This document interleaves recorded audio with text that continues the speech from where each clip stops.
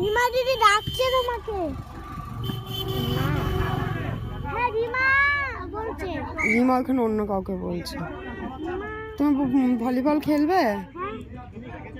খেলো এখানে দাঁড়িয়ে দাঁড়িয়ে। শেষ, একবারই শেষ হয়ে যাবে।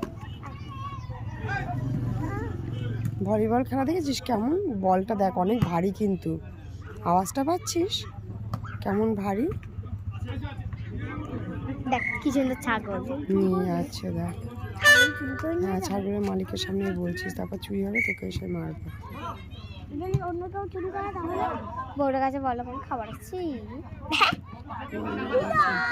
চল আমরা ওখান দিয়ে খাবো রাস্তার মধ্যে।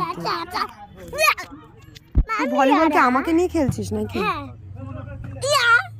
তো দূরে গিয়ে খেল।